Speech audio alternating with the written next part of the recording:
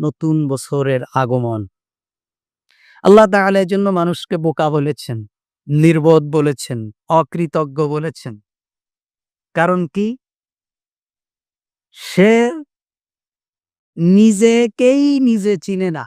নিজের হিসাব নিজে কিভাবে করবে সে জানে না। তার জীবন থেকে একটা বছর চলে গেছে, অথচ সে আনন্দ উল্লাস করছে।